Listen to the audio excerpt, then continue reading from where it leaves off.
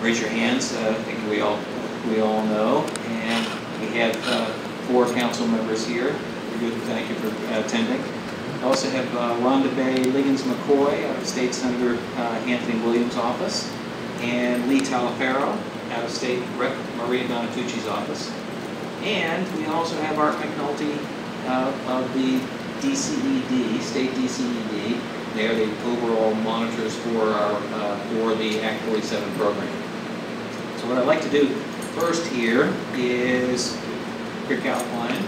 Here our initial purpose, take a look at our approach, summary findings, what we're already doing, recent financial history, multi-year financial projections, and next steps here to outline this. Remember, I'll note today is the day, because of the timing, that we had to, the Act 47 team, which I'm going to introduce in one second here, has to have the preliminary findings into DCED. We'll go through some of those here this evening. Let's see.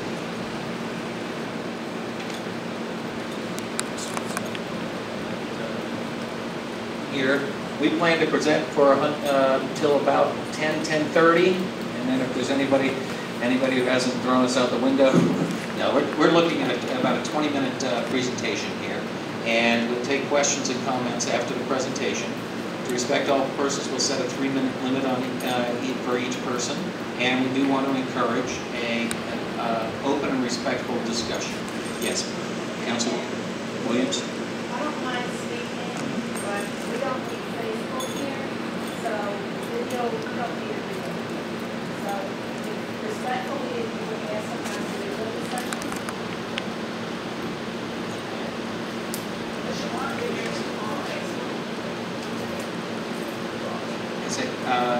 We think we'd like to say that we can allow videotaping of the public portion, my presentation portion, and then we'll hold after that.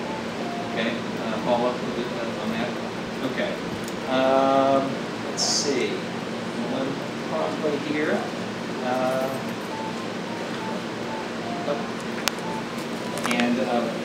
Good evening, Councilwoman.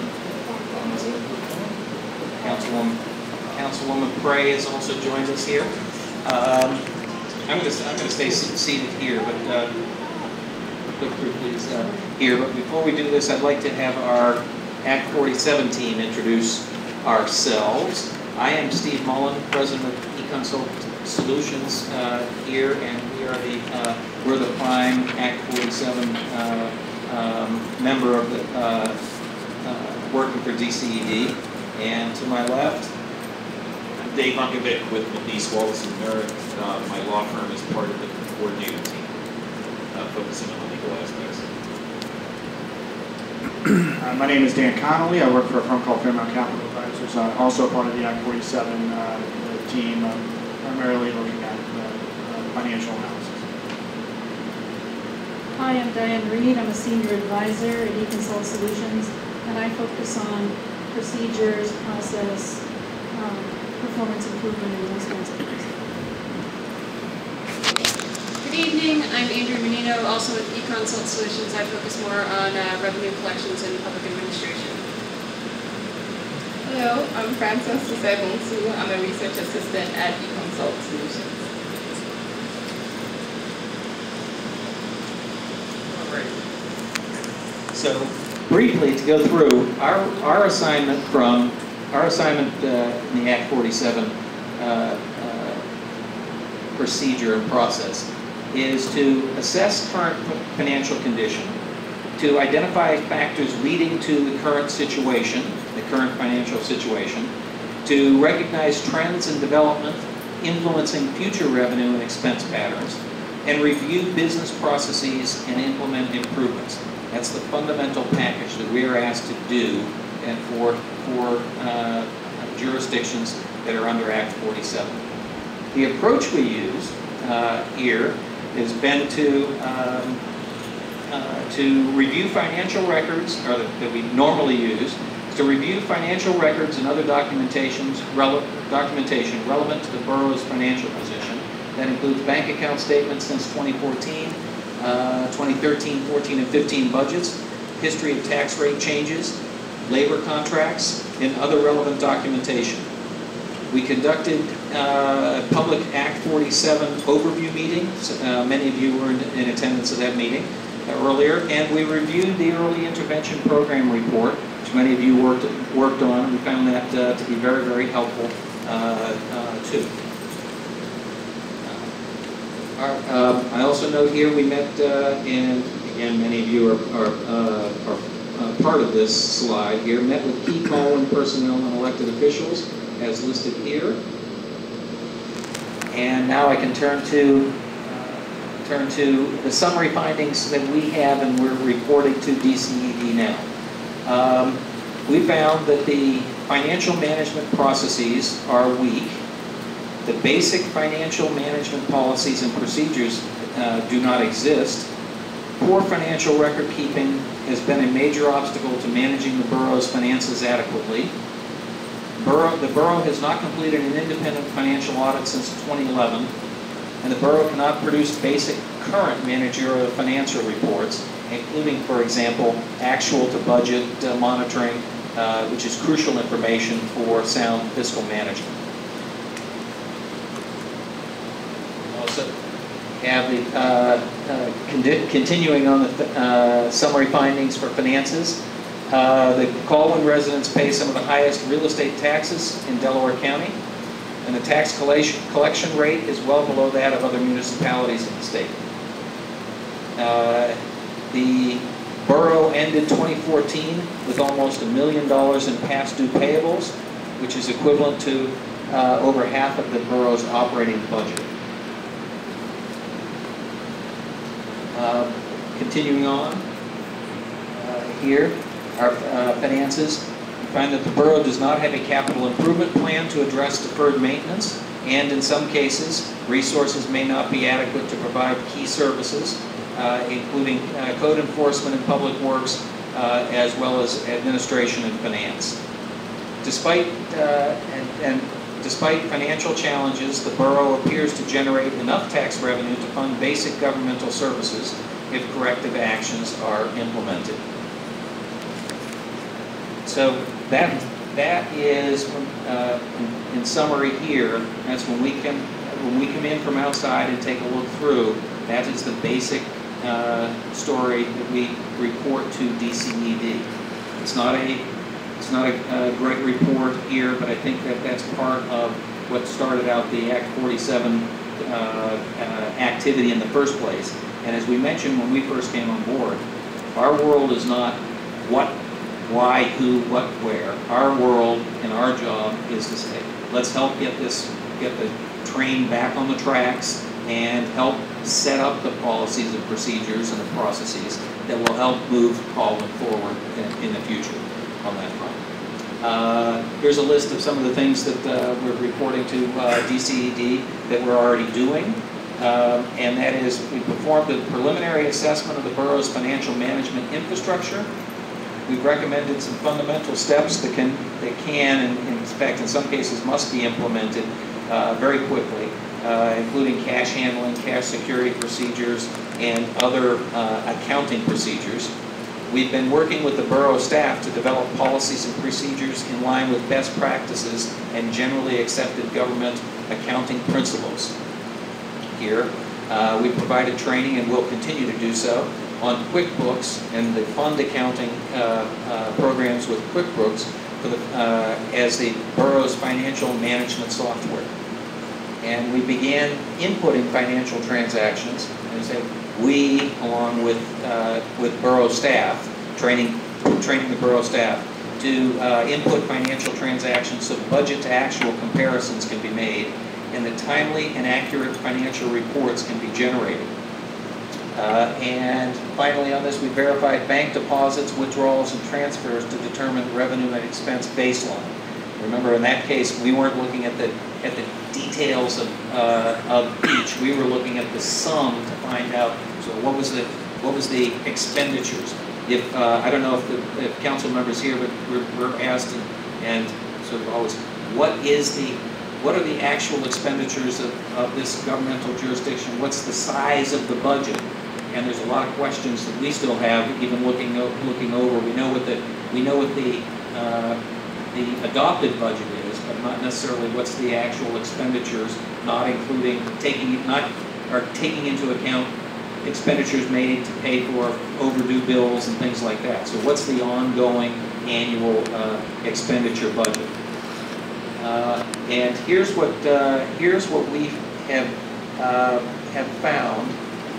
I will note one thing: the detail down to the dollar units is a false precision. This is our best estimates of the amounts that we have that we can see from revenues and expenses here, based primarily on bank statements and bank expenditures and revenues, and the revenues collected by the tax collector here. So I'll step through very, very quickly. Here in 2014, you can note that the three main categories of revenues were budgeted. And the 2014 budget, this was the amended budget we used. I think the budget was amended somewhere in the third quarter or so of 2014. And It was amended end of January in 2014. In 2014, yeah, I'm sorry, not the third quarter at all. At the end of January, and the revenues were anticipated to be $1 million in real estate taxes, $300,000 in sewer taxes, and $400,000 in other revenues, for a total of $1.7 million, or close to $1.8 million. The budgeted expenditures were similar there, with basically a balanced budget anticipated in the budget. Here, the actual turned out to be a little less, by just under $1.6 million in total revenues, and just under $1.6 million in total expenses. So, based on our examination, without seeing any initial fund balance or ending fund balance here, it looked like the 2014 year was basically a balanced year. Revenues and expenses balanced. However, flip to the next page if you would, Francis, thanks. On this, we note too that we found a list of prior bills paid in 2014 and then unpaid 2014 bills here netted out on that, left a net operating result of $48,000, which is again a positive balance operating there. Of course, you end the year with 219,000 at least of unpaid 2014 bills. But in terms of the overall operations, the roughly $1.6 million general fund operation here, and sewer fund in that. Yes. But you're saying 1.6 million are you saying that's just the general fund? The general fund's never been, that's always been the total amount of the budget. Yeah, that doesn't, yeah, I'm sorry, when I say general fund, it includes sewer fund and trash funds too, sorry. Okay, and then you do have a deficit because last year, our sewer was lowered by $4, and it should have. The revenue, the tax? The tax itself, it should have been $174 and some change, and it went down to $170.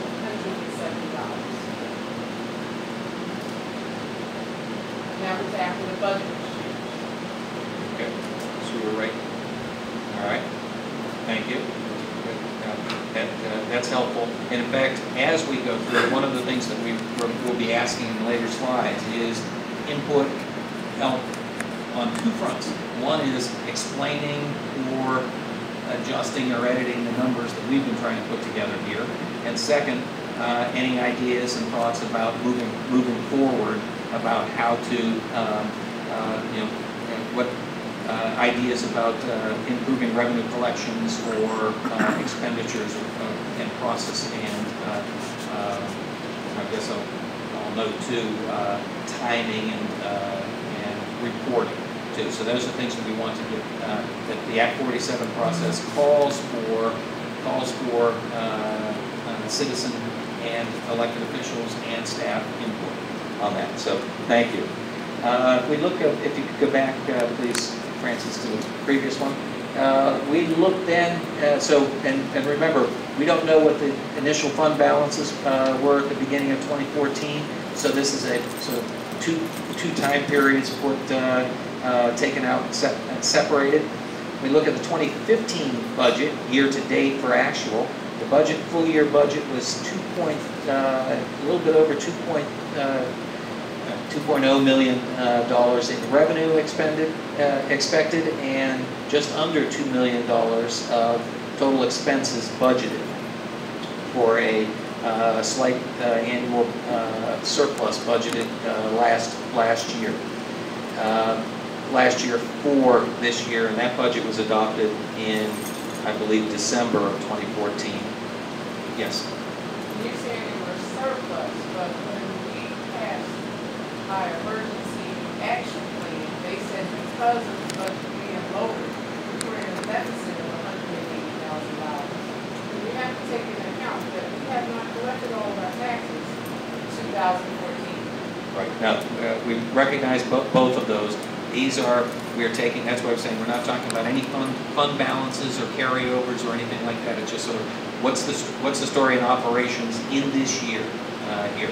In the fund balance, one of the things we are trying to do, and we have looked at the VEIP and worked with them too, to find out what are the outstanding balances before, and what were the fund balances before, essentially before January 1st, 2014.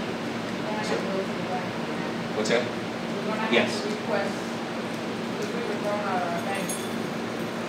That was the end of beneficial before moving to Sharon Bank.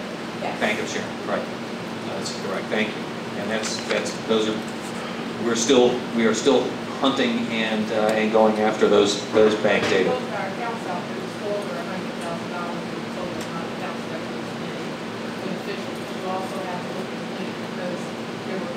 Completed and beneficial. So if you want to pull those, they closed our account out on January 24th.